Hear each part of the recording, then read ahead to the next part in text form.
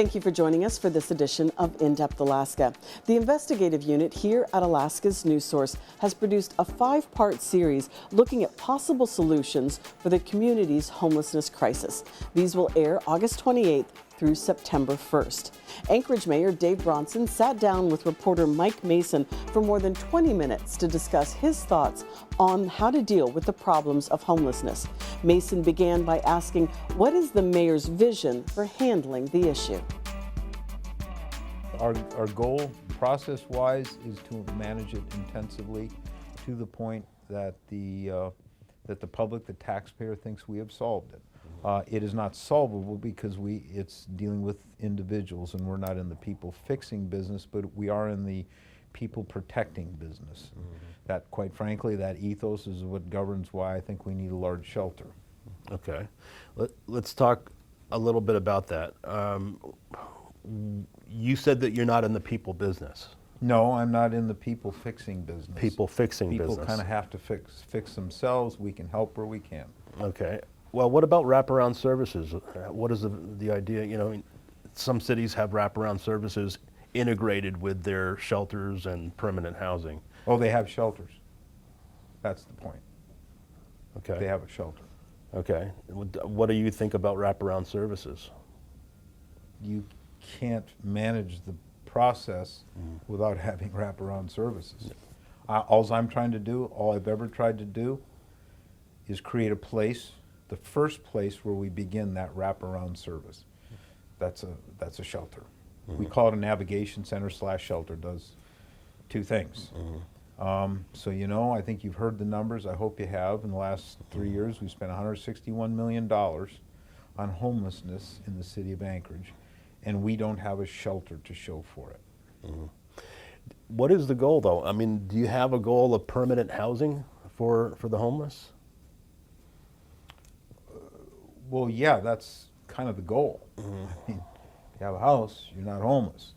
How we get to that point is a dogmatic adherence to housing first. And we had the regional director for HUD here last week. I think you talked to her. She said, yeah, we kind of got that off on the wrong foot when we started this housing first ethos. She said, we marketed that wrong. It's not housing first. It's housing means a lot of different things. And a shelter is housing. And we don't have a shelter. Okay, so you're focused on the navigation center right now. I am now focused on a shelter because a navigation center is a far more robust facility internally. And it's too late for that this year, this budget cycle. So now I'm focused on just getting a shelter up, which then would be converted, I would hope, into what we originally intended, which was a navigation facility, which is also a shelter. Is that going to be the long-term solution, though? I mean, having a shelter, how long will people be in the navigation center, do you expect, and where do they go from there? We have people that have lived in Brother Francis shelter for 20 years.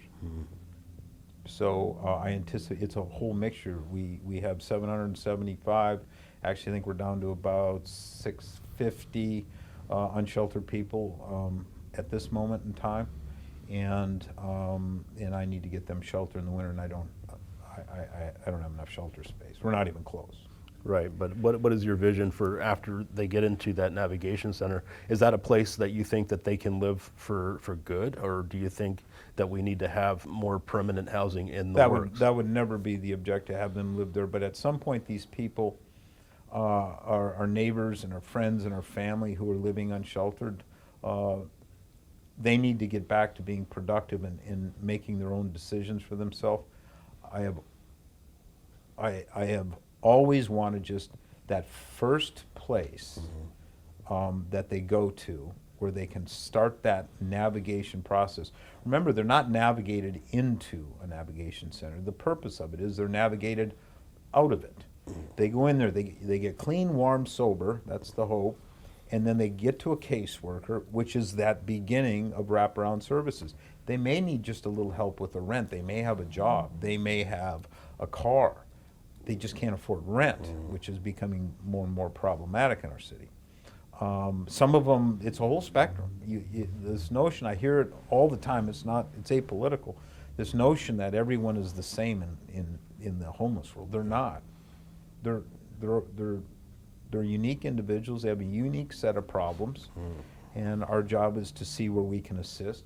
I think the taxpayer should only be involved in the sheltering process because it's a public safety issue. You know, if you freeze to death on the street, that's a public safety issue. A shelter keeps them from doing it. Now, all the hotel conversions and the housing, the proper, the nonprofits are taking care of that, and they should. I don't want to be part of that. I don't think the taxpayer should be a part of that. But that first place where a police or firemen or community service patrol brings someone, I think the government should have, at least in the beginning, control of that facility because it's public safety.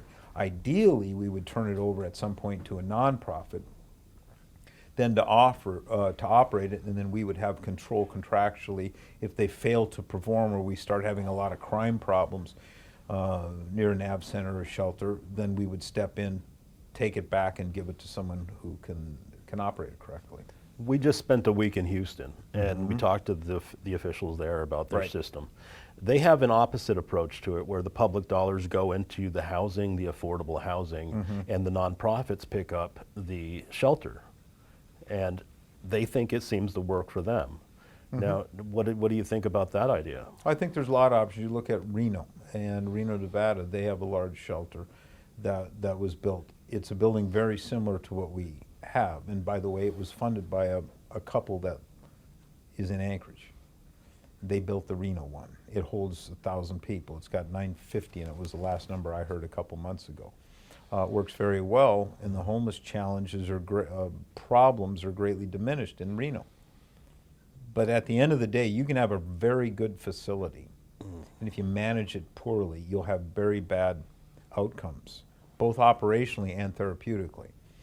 You can have a very bad building, say Sullivan Arena, something that's just not made for homeless, but if you manage it very, very well, you could have pretty good outcomes. What is the city doing to ensure affordable housing for these people? I mean, are we working on zoning issues and trying to build places for them, or looking at existing buildings, or working with landlords, or doing any of that sort of thing? Well, that's a lot of questions, Mike, and there's different answers to a lot of them. Again, I don't think we should be building homes for people. I think the nonprofits should be doing that. Should we be creating a shelter space? Yes, we should. We talked about that. But I think the taxpayer at large is kind of tired of what's going on. I'm really tired. And I just came from 3rd and Ingram, going back there shortly. We're going to deal with some problems there that came up. And just quite frankly, the people that are in these, the bad behaving people that are in these camp areas, their behavior needs to be corrected forcefully. And then the people that are, a lot of these people in these camps are really good people, and they're victims of the perpetrators. Everyone has to be part of the solution. And if law enforcement has to step in and make these people in these camps safe from the predators that live in the camps, that's what's going to happen. Talk very briefly about what was going on in the press conference about how many units are coming online and what that's going to look like. That's we could ask my housing homeless coordinator Alexis Johnson. That's a pretty involved shopping list of 25 beds here, 80 beds here, say the Golden Lion, which is being filled as we speak. I don't have the list in front of me. Right, but we're working on that. Oh, yes, everyone's working on that. The Assembly, IM, the nonprofits, the P3s, the public-private partnerships, we are all working feverishly on that. And by and large, what you got to understand, I think, is that the P3s, Providence, Salvation Army, all these, we're doing pretty good work. I mean, it's a little slow, but that's, it's a lot of it involves capital expenditures, budgeting process, and major construction. But we're doing pretty good. I think what Houston does differently is they have a lead agency that's in charge of 100 nonprofits and different organizations they have a lead agency, which is the Homeless Coalition, basically, and they coordinate everything that's going on within the city, and it seems to be cohesive for them. Is there an idea in the works for that, or how do we get everybody to work together? If I think what you're talking about is a thing called, it's a federally created mechanism. It's called the continuum of care, and it's that avenue, that pathway for HUD funding, federal funding. And in our continuum of care organization in this city is the Anchorage, the ACEH. So a lot of these questions you have to direct at them, because they're an organization that brings in money and then disperses money to the people that actually do the operations and the work. They don't, or they at least shouldn't be doing any work themselves. They're not commissioned to do that. Let's talk about the deaths, the outdoor deaths. 31. 31 now. Yep. Okay, so that is an unprecedented number as far It as I is. know. I mean, what is your reaction to that? If they had a shelter, a lot of them wouldn't be dead right now. Why don't we have a shelter? You think that's the solution? No, it's a solution to a really big problem, but it's one of many. Think of it as if you need a metaphor or an analogy, homelessness is a big medical problem. When we're trying to build a hospital to deal with this big medical problem, the shelter is the emergency room. So we've built this, we're in the process of building this big hospital to deal with a great big medical problem, but somehow someone forgot to build a shelter. And how do you have a hospital without an emergency room? You don't. Everyone knows that.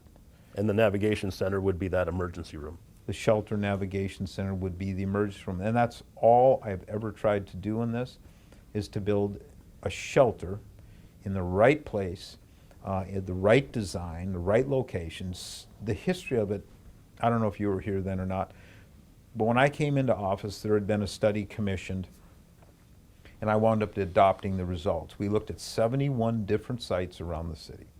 This group had a series of criteria. And it was access to hospitals, access to bus lines, and I don't remember. It was I believe in the 20s, 20 different some odd criteria. I don't remember the exact number. And they looked at the entire city, 71 different sites, and they narrowed it down to one, and that was Tudor and Elmore. And I go, this is the best we got, right? And it was done by a guy called Dr. Marbot, and he was the homeless czar for both Biden and Trump. So I'm pretty unbiased, I would think. I mean, he's just kind of a professional. And he came in and he said, this is the second best site I've seen in the country, and there was a city in Florida, I don't know if it was Fort Lauderdale, as I recall. This is over 2 years ago. And he says, this site, this building on this site, this is the second best I've ever seen of all the cities I've done in the world. And we were quite proud of that. And it took us a year to get the assembly to approve it. They approved it. And then because of some confusion in the contractual process, which we admitted to publicly immediately, and they canceled the process in the middle of a concrete pour. So we're literally pouring the foundation, and it stopped. So, and it never got started. I wasn't so upset with the actual stoppage. Mistakes were made. We admitted to the mistakes. It was a new construction process, or a newer construction process, CMGC versus design build. And we did our mea culpas, and we anticipated. Remember, we had already paid $800,000 to engineer the building. We paid $2 million to buy the building. I'm spending right now $5,000 a month to store the building. And it sits there, and people say, why don't you just ship it up and save the money? You ship it up, you start the warranty. If they store it, if the manufacturer stores it, which they're doing, we don't have to start the warranty. And I'm told by my experts that we don't want to start the warranty until we have the slab built and we're ready to stand it up. Now I'm asking from my department that, what is it going to take? Forget the navigation. Stand it up, put heat on it, get some water in it, because I need a shelter. How much is, and I'm waiting on that number. What's that number? I'm trying to make the number as low as I can to get a shelter stood up, and then I don't know what we'll do with the homeless. We'll allow them to put their tents inside or whatever. I'm just trying to save lives here. That's literally all I'm trying to do now. So This has been over 2 years. what are we doing for the winter? It's a good question. You would have to ask ACEH in the assembly that. Is that a concern for you? It's a big concern. It's the concern. So far, so much of a concern that I'm doing something I never thought I'd do, which is offer airline tickets to anyone who wants to leave to go where they think they can have family or at least warm weather. 31 people. I was in Chauncey Park last week, and I spoke to a young gal, and I do this a lot. I spend a lot of time in the camps because you got to kind of at the grassroots level find out what's going on. What are these people thinking? I says, what are you going to do this winter when it gets cold? And she says, well, I guess I'll go back to the Sullivan. And I says, well, if that's not an option, what's your second choice? She says, well, I'll go back to St. Michael's. It's village. And I says, well, why would you go there? She says, well, I got family and friends there, and I'll just stay with them. It was no big thing. And I go, oh, well, that's a good option then. And then she offered. She says, Mayor, my youngest sister froze to death on an Anchorage street this winter. So there's two problems there. One is the person froze to death. It's a tragedy, I think. The other thing is the way she said it was like it was okay somehow. It was like normal, or it's expected, or something like that. That's a tragedy. So in Anchorage, in a very wealthy state, people are freezing to death on our street in the wintertime. And that is all I've ever got. I've supported nearly every last project that involved a hotel conversion. I've provided them money. Operational money, capital money. I've had it operational. So winter is coming and we have no money for cold weather sheltering because it was all spent. All of 2023 cold weather sheltering money has been spent. So what do? So I'm doing this crazy stuff like just trying to get people on an airplane. It costs us at the shelter, Sullivan, it costs $64 a day to house someone. At the Aviator Hotel, which we were renting, it was costing $118 a day. Mm-hmm. And I can get a ticket less than $300 to Southern California right now. I think it's $289 or $286. You do the math. So you're taking desperate measures. Desperate times, desperate measures. It's kind of a failure, actually. On your part? If I don't, no. Because the shelter would avert all this. That's the reality. I know it's political, but so be it. I really don't care. So I'm just looking for solutions. And now my back is against the wall. Go ask the Assembly and go ask ACH. I'm hoping you're asking them these same questions. Mm-hmm. What other questions did you have? Measurement of success. Oh yeah, what would you say is the measurement of your success so far as a mayor for addressing the homeless situation? Well, I built a really good team, and that's anywhere from the health department to Parks and Recs to APD,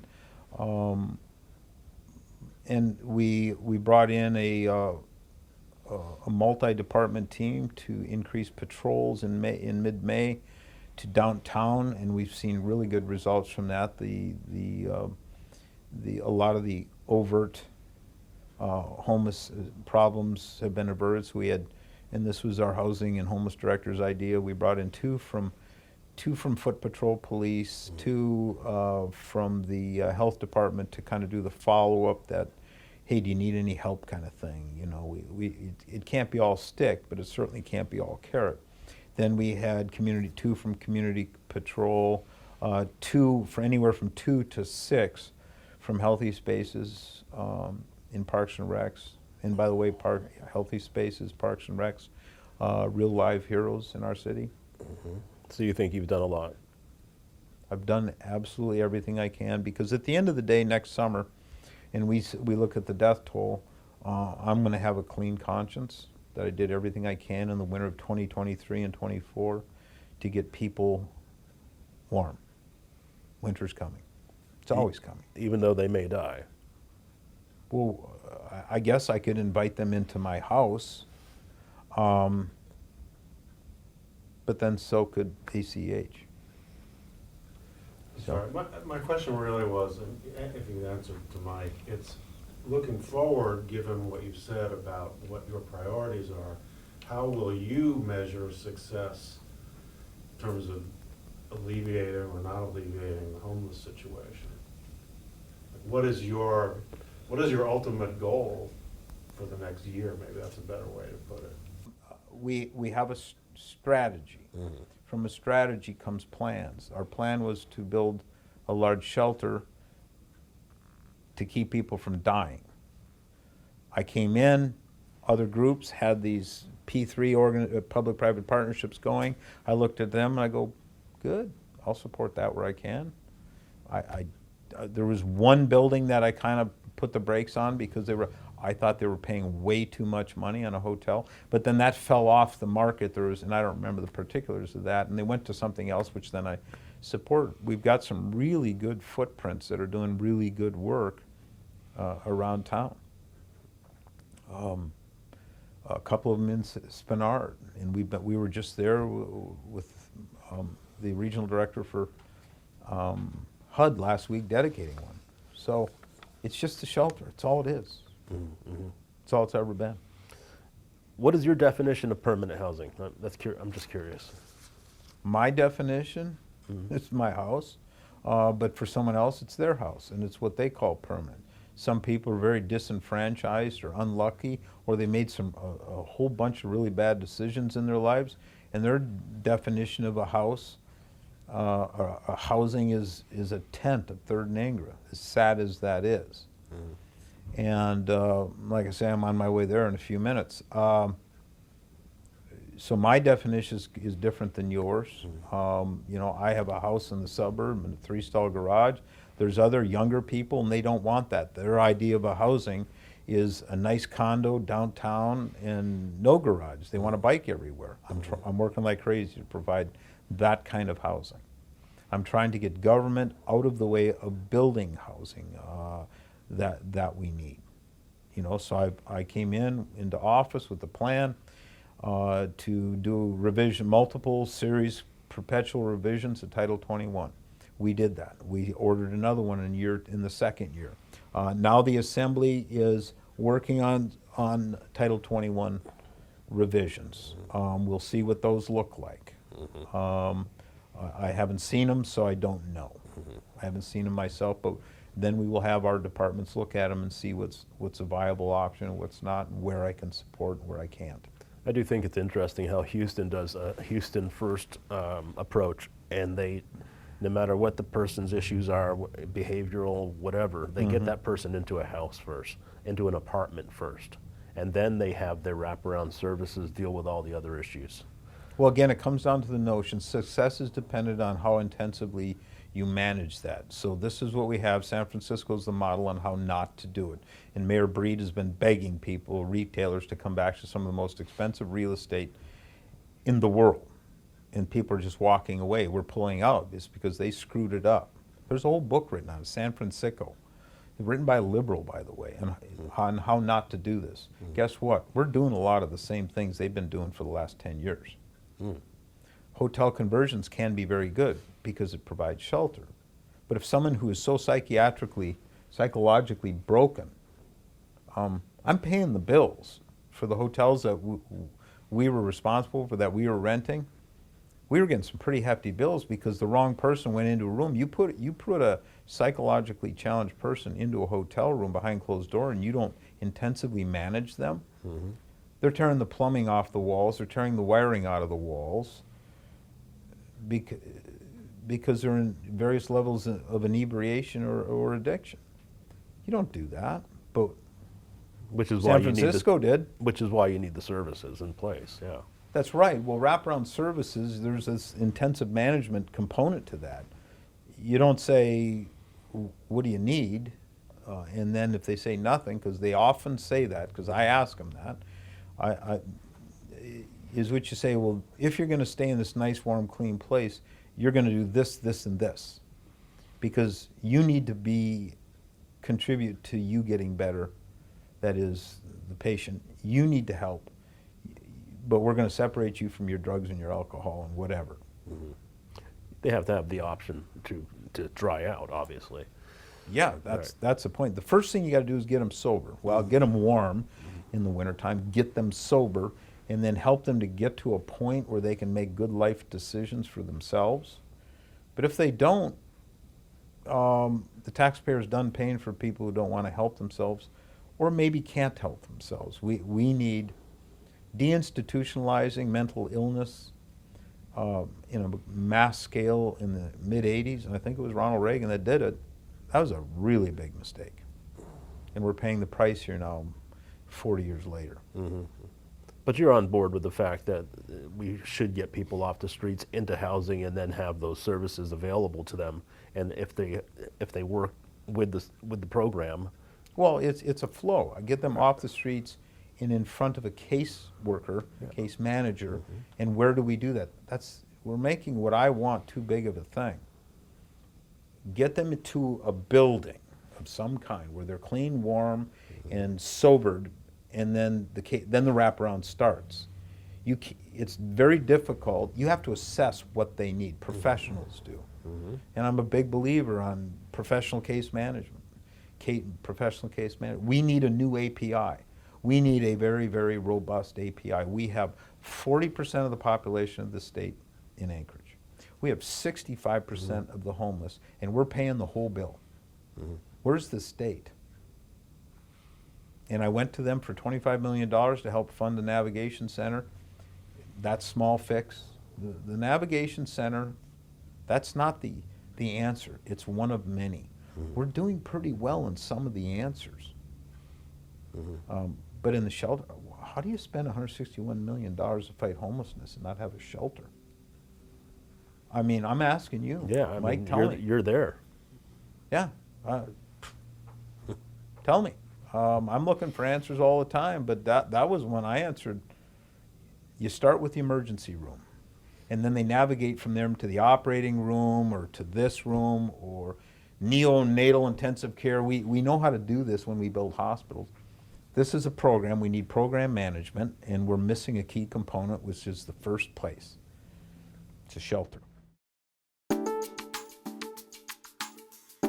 Thank you for joining us for this edition of In Depth Alaska. You can watch the full series, Seeking Shelter, Seeking Solutions, on alaskasnewssource.com or on our streaming platforms. The free channel can be found on Roku, Amazon Fire, and Apple TV. Don't forget to like and subscribe to this podcast.